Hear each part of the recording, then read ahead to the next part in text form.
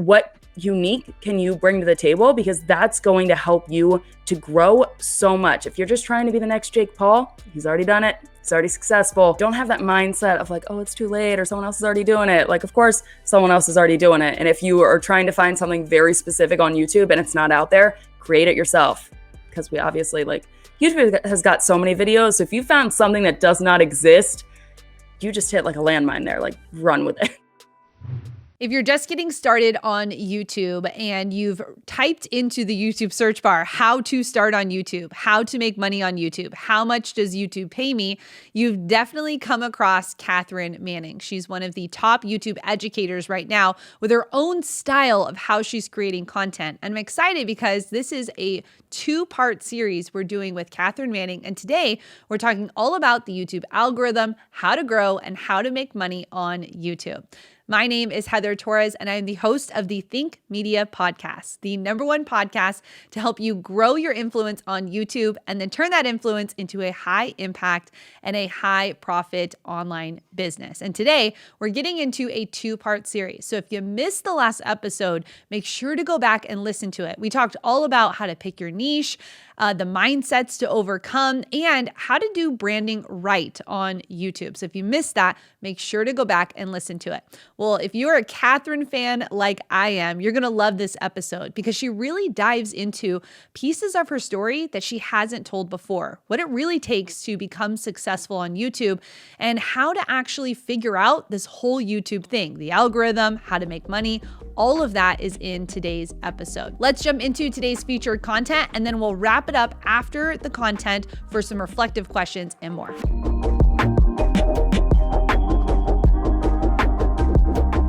One of the things you're big on is teaching people learning the algorithm, understand how YouTube works. You now have the results, you have the case studies, you a lot of times share your analytics, but what advice would you have on that? Like early on, is it a priority to really learn YouTube? And what have you learned about the YouTube algorithm? Yeah, I would say from the beginning, for one, just start, okay? I've gotten so many comments in the past from people being like, I'm just trying to learn as much as possible before I get started. And I'm like, you need to get started and then learn as much as possible. Because I think you need to learn how, like, okay, what are you going to create videos about? What topics do you actually like talking about? What's your editing going to be like? Like, what's going to be the style of your thumbnails? All of that stuff before you can really use the algorithm. Because if you are creating what I'm going to call crappy videos, which all of our videos at the beginning are crap. I left mine up there. They're so bad. You can watch them. They're terrible. But if you are using the algorithm and you're trying to get those videos to go viral, I would honestly just use like the first 2 months as a learning curve of figuring out filming and editing and possibly thumbnails and all of that stuff before you really dive into, okay, how do I find keywords and where do I place keywords and all of that? Got it. And you got to just punch fear in the face, punch perfectionism in the face, press record. Yes. And you don't have the data until you've actually posted enough videos to learn. What is it? What is your advice when it comes to developing that initial upload strategy, a schedule for your content? If you're encouraging somebody, knowing now what you knew then, how long it takes to initially learn how to film, how to edit. You now do all that yourself, correct? Yeah, I do. But you had to learn it all. So how was that process for you? Okay, so I got started with a really shaky camera that did not have a flip out screen. I couldn't see myself. I didn't have like a connection to like put it on a monitor or something to see myself. So it was really bad. Like the quality of my videos was just absolutely terrible, but it was the camera that I had. I thought it was better than using my phone. Looking back, I would have just got started with my phone, especially the phones that are out now. The quality of the camera is so dang good. Like that's all you need. You don't need any fancy, really advanced equipment to get started. Obviously now I've got lights and I've got too many cameras. It's ridiculous, but as you grow and as you have more money to invest back in your channel, make sure that you're investing it back in your channel. But what was the question? What were we talking about? Yeah, like, I mean, just was it intimidating to start editing at first? Yeah, editing. Were you slow at first? And did you take any courses on it? Did you just what software did you start with? Do you use the same software today? I mean, because it's very intimidating. It's like, okay, new camera. and did you just dive in, and was it smooth, or was it kind of frustrating? And did you have to persevere, or what was your experience?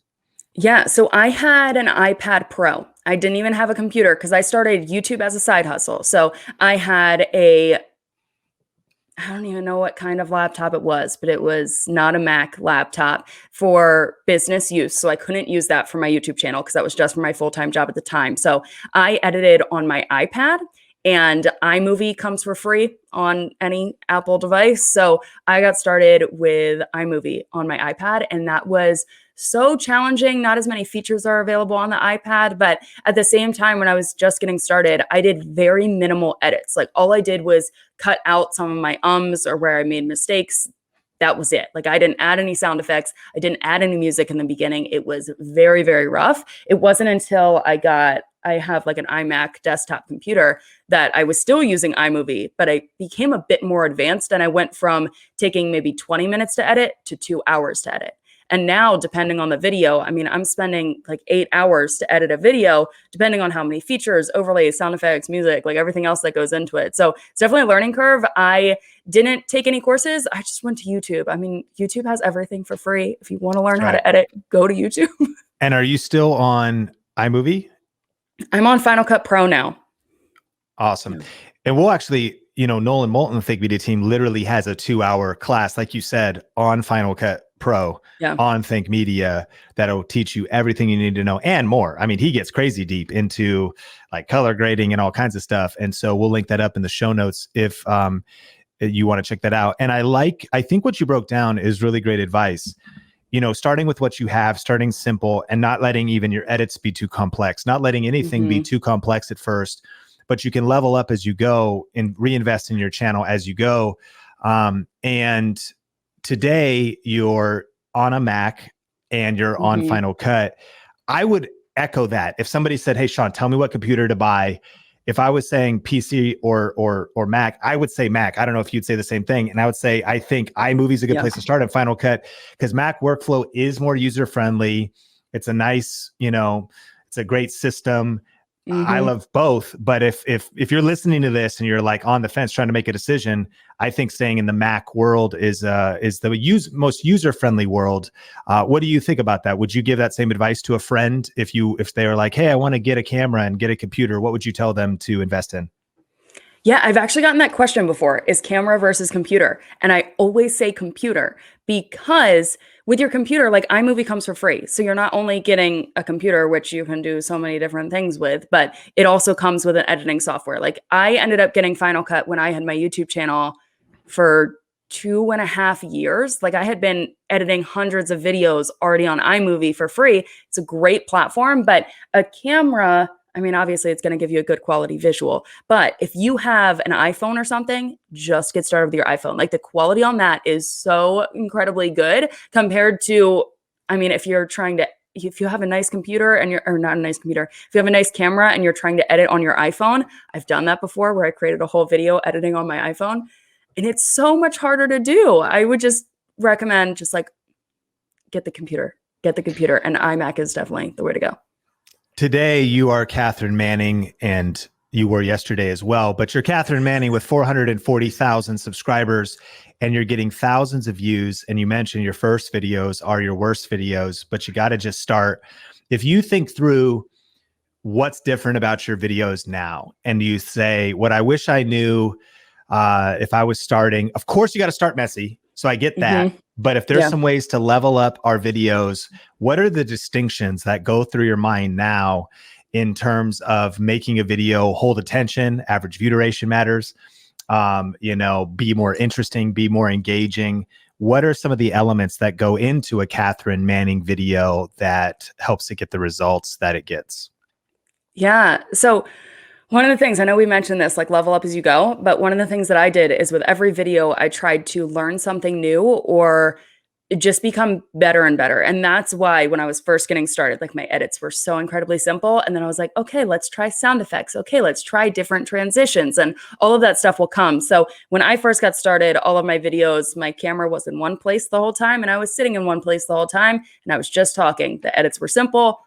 Very boring, basic video, but you all got to start from somewhere. So now I realized, like Sean mentioned, I really enjoy lifestyle content. And when I was watching YouTube tips videos, I felt like a lot of people were sitting in one place. Sometimes they had different camera angles, but those videos were what am I saying? We're extremely informative, but we're not that entertaining. So with all of my videos, I move my camera around a ton. I get a bunch of different shots and I try to make it more of that lifestyle feel while also having it be informative.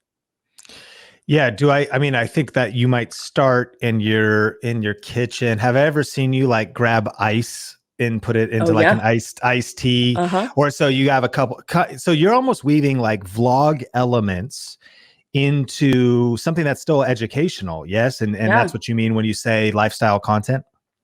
Yeah, yeah. So the way that I looked at it is I wanted to like set the scene. So sometimes if I'm going to have, I've got a tea here, but if I wanted to have a tea in the video while I'm talking, I would actually have the intro of me putting water into my Keurig and then putting the tea bag into my cup and putting the cup on my Keurig and the whole entire process. And it is like a nice little intro to help you set the scene of how you got to me sitting here. I've also done the same thing with me like setting up my equipment, showing that whole process and then hit record. And I mean, it's recording the whole time of me showing like the setup, but it adds more interest in my opinion. And it kind of captures people from the beginning, showing them your environment. So if that's something you guys want to do, I definitely recommend it. Yeah, and of course, check out Catherine's channel for some examples. Those elements are critical because they sound like they might just be fun and that matters, and entertainment and that matters, but it's that average view duration, videos being more interesting, that can give you an edge to getting a video shared in the algorithm and growing your channel. We're on a mission here to help 10,000 purpose-driven people create a full-time living doing what they love on YouTube. You're living the dream. I mean, you are able to, you bought a house, congratulations. And Thank you. You're doing this full-time. You get to express, you've turned your creativity into a career. I'm curious, in a second, let's talk about kind of like how you turn this into a business. How does the money come in? How do you pay the bills? Because there's so many different paths to that. But I'm just kind of curious, what does it feel like today with the success that you have compared to also maybe when you were in the struggle? Because there's no way to get to success without struggle or sacrifice. What comes to mind of maybe hard times when you wanted to quit? And then how do you feel today with what you've achieved so far? Yeah. I mean, it's crazy. So when I got started with my brand, I got started because I was in a terrible depressive state where I just hated everything. Like I was a really negative person and I was just absolutely miserable with my life. And I was like, it has to get better. Like there has to be something more out there for me. It has to get better. So one of the first things I did is I bought my website and then I ended up moving to a different city. And there's been kind of like a snowball effect of things that I've done along the way to create this life that I have for myself now. But yeah, I pinch myself all the time. And it's crazy. Yesterday, I was changing a light fixture because I absolutely love house projects and just like improving my house in little ways to make it my own. And I changed that light and I was like, wow, it's crazy because a few years ago, I wouldn't have even been able to afford that light. And it was only like $100. It wasn't much, but that simple thing that brought me joy, I was like, wow, I didn't have this even just a few years ago. So yeah, when I first got started, I mean, I wasn't making a lot of money. I got started with this as my side hustle and then I moved into it full time and I ended up jumping in too early to the point where I ended up going the massive credit card debt and it was bad. It was terrible, but I ended up building myself out of it in 2020. I paid all of it off and now I'm debt free minus my house, which is such a blessing. That's amazing. So you went all in without another job so you could work on it full time and covered your bills with credit cards in those early days? Yeah, so I made the transition into freelancing and I had a client take me on that said that they were going to keep me for like 6+ months. And that client, the amount of money I was making was equivalent to what I was making with my full-time job. And it was only 20 hours a week. So I was like, this is great. I can dedicate the rest of my time to building like my content side of things. And that client, after a month, ended up having a hiring freeze, which meant that they had to let go all of their contractors and freelancers. So I lost that income. So I ended up taking on other clients, but it wasn't enough money for me. So whatever money I was making was going towards my bills and stuff at the time. Like I had to pay for my water and my garbage and everything else that you got to pay for, you know? And then all of my spending was going on my credit cards. And really it was like, I cut my spending totally once I realized I was building up credit card debt, but still paying for like my email provider, all of that stuff. Oh my gosh, what am I paying for? Like QuickBooks and just like a variety of different subscriptions and things that you need. Like I wasn't buying equipment or anything, but just general business expenses like my domains, having my hosting, all of that was going on credit cards. And that really builds up, especially after a year of like not making barely any money. It was bad. Did you feel like that was kind of like a kick in the pants to make things work? Were you super driven during that time? And by that, because it was about a year of that season until was the tipping point of then making enough to start paying that down? Yeah. So I had a tipping point where I thought that I was going to need to get another job. And I ended up going and driving with Grubhub. And that was a way for me to keep doing what I was doing. I still had clients. I was making very minimal money with affiliate marketing and I had paid products at the time, but it allowed me to still do that while then also making some money that I needed to make. So I drove with Grubhub, I think for like 4 months until I was like, I don't want to do this. Like I would rather be working with clients. I would rather be working on my brand. I need to find a way to make this work. So I ended up taking on more clients where then I was making a couple $1,000s a month, which was enough for me. That's all I needed. I was making like $3,000 a month. And I was like, this is great. That's awesome. And then a few months later, my YouTube channel started to grow and take off. And I went from making that $3,000 a month to like $15,000 a month before I knew it. So it really skyrocketed for me. But like a real kick in the pants was I had my sister come to me with just like a desperate moment where she was like, I need you.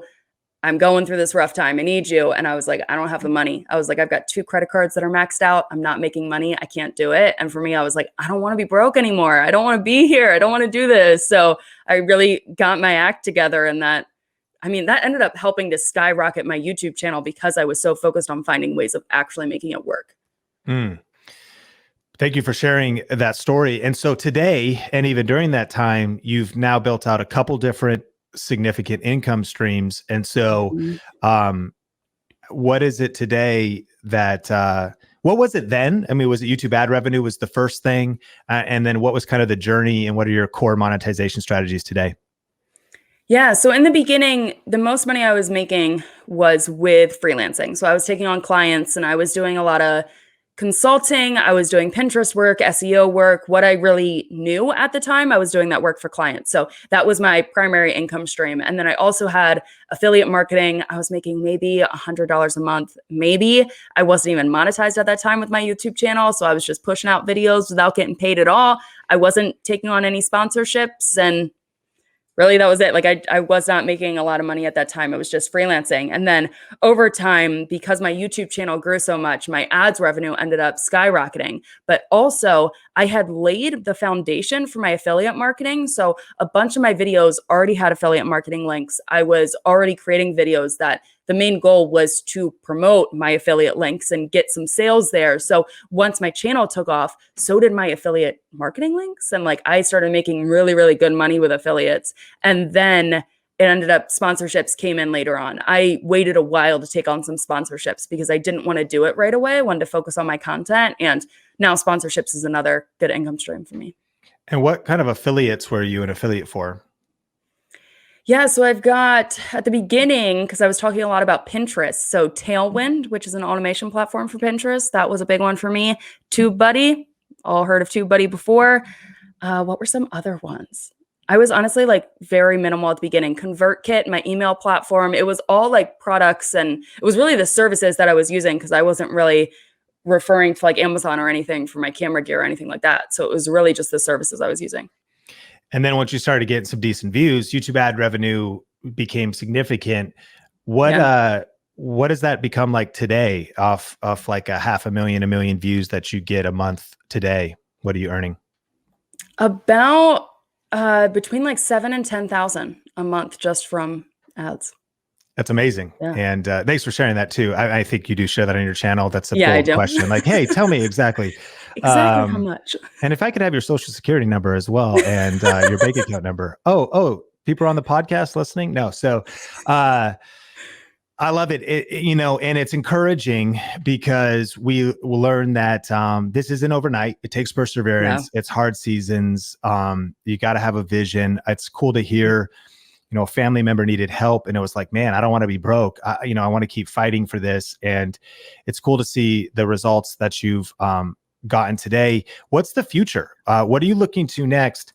Personally, I'm sure you have your own business goals, but we've been looking at a lot of, the big popular term now is the creator economy, which is what it's been, but now that's language that's being thrown around. There's a cool report that we sort of shared some details on from The Tilt on what they're calling content entrepreneurs. And I would say, you are one of those. And it's that there's some real language. SignalFire revealed this is the fastest growing type of small business. So I'm curious, two-part question. What do you see the future for you personally? Because you're moving forward from where you've already arrived, but also what do you see as the future for those listening? And that, right now, of course, comparison, competition, YouTube being crowded. Do you feel like there's still opportunity? Do you feel like the next few years, this next decade, what do you think about the landscape of just this idea of being a content creator and doing some of what you're doing? Let's start first with what you think about maybe for yourself, and then how you feel like it is in general for other people. What's the future for Cathrin? Yeah, for me, funny enough, I was talking about this today on my Instagram stories because I used to think I was going to be one thing. At first I was like, I'm going to be a motivational speaker and I'm going to do that. And then I was like, no, I'm just going to be a course creator and I'm just going to be behind the scenes. And now I'm at the point where it's like, I'm trying to figure out what I want to do because I love just being a content creator. Like I love just creating videos. I love talking to my audience and trying to figure out the next big thing for me. I'm like, what is next? I'm not exactly sure. One of the things I've always wanted to do though is to host a retreat. I want to do an all-inclusive retreat where it's like, yeah, maybe we'll talk about YouTube, but I also want to have like meditation and yoga and talk about like food and like a bunch of different things that are also important to creating success for yourself. So I would absolutely love to do that, hopefully in the next few years, but we'll kind of see what the world looks like. And that's powerful because that's what's amazing about this industry is once you get some momentum and you get some revenue and you have some influence, it is kind of like a canvas. You're an artist that can take it whatever direction that you want. Mm-hmm.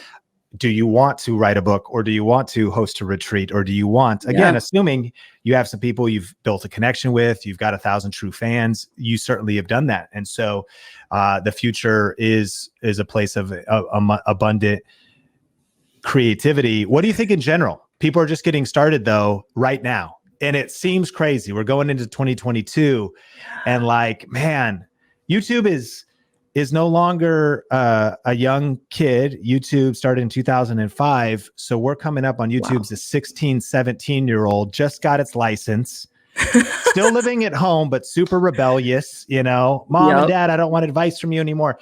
YouTube's like, and yet there's never been a bigger audience. But what's your general thought on this creator economy conversation, this being the fastest growing small business type, and what maybe encouragement or even advice, because navigating these waters is maybe different than when you started. It's different than when I started.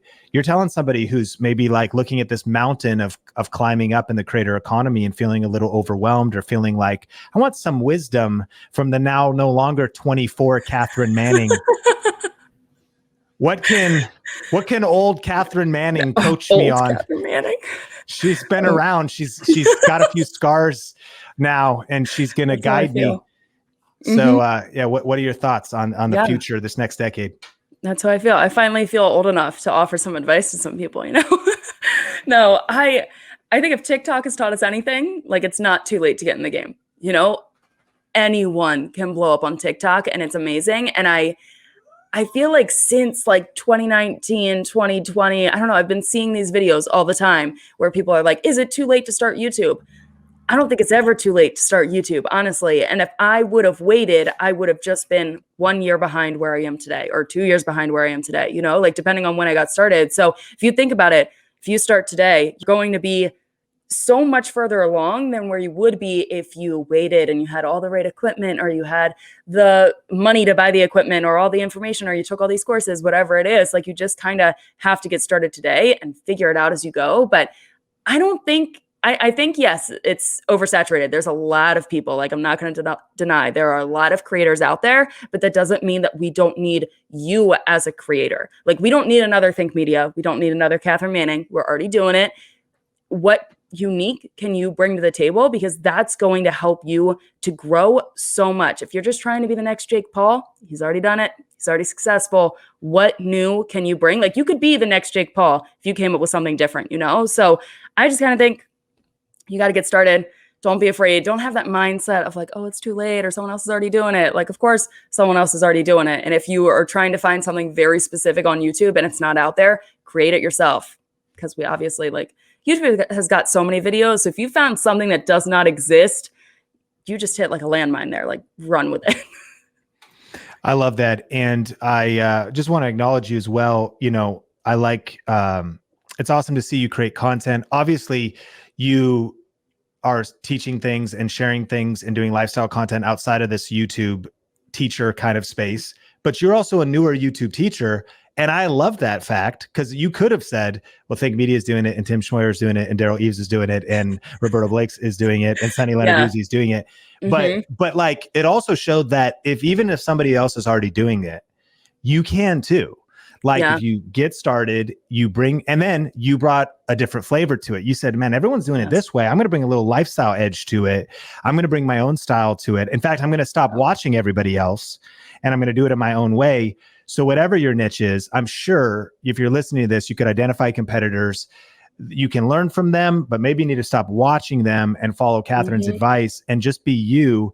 And you'll never know if you don't try. And really, even the data is showing us there's 2.3 billion monthly active users on YouTube now.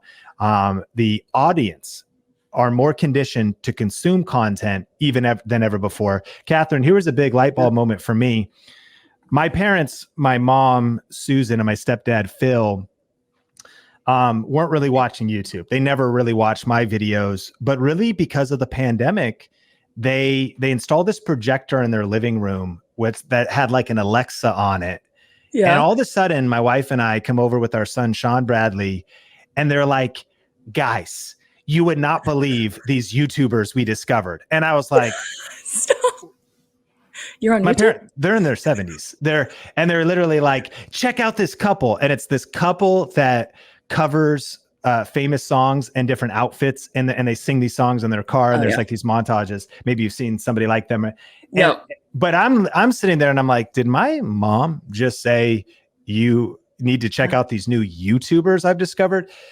So besides it being one of the most entertaining and amusing evenings of my life, and I was just delighted by the fact this was happening. My dad's like switches to snowboard stuff, like, hey, look how cool. You know, what it showed me though was again, more people are coming on every day. For some people, this is their first day coming on YouTube.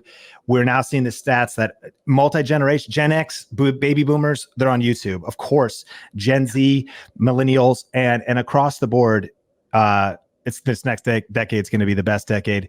Cathrin, I'm so grateful for you. Thank you for being here today. Of course, your links will be in the show notes, but just give a shout out if people want to connect with you, follow you. Where are you most active? There's your YouTube channel and anywhere else? Yeah, so I've got my YouTube channel, Cathrin Manning. I also have Cathrin Manning Vlogs if you just want behind the scenes or just fun day in my life stuff. It's very chill over there. But also on Instagram, Cathrin_Manning. Sadly, I could not just get Cathrin Manning, which is a bummer. But Cathrin_Manning. I'm active on my Instagram stories every single day. So if you just want to come hang out, that's where you can find me. Cathrin Manning, thank you. Yeah, thanks for having me. Well, that wraps up this two-part series with Cathrin Manning, and I love what she said at the beginning of this episode. She said, don't try and learn all the things and then start and then learn all of the things. So good, Cathrin. Thank you so much for being a part of this episode. And did you enjoy it? Let us know over on our podcast rating and review. You can do that by going to Apple, leaving a comment, rating and reviewing this podcast. Let us know if you liked episodes like this and if you like when we bring on other guests, other YouTube trainers, other authors and speakers onto this podcast. Today's podcast shout out goes to Cray 8 Blue Skies. They said, genuine. Love the compassion to help others. The Think Media team really comes across as everyday people with genuine dedication to help others grow in the YouTube space and really so much beyond that. Oh my goodness. Thank you so much. I'm like, best comment of the day right there. That makes my heart so happy because that's our mission here at Think Media. We want to help 10,000 purpose-driven entrepreneurs create a influence online through the power of online video. That is you. And I'm so excited that you're here and that you're listening and that you're a part of this Think Media community. It means so much to us that you rated and reviewed the podcast.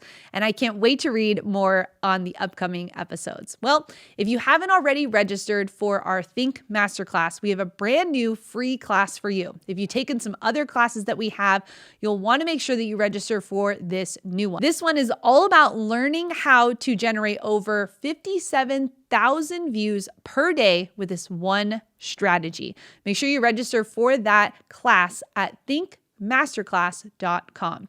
Well, thank you so much for being a part of this community. Make sure you subscribe wherever you're consuming this content from, and we'll catch you on the next episode. Bye.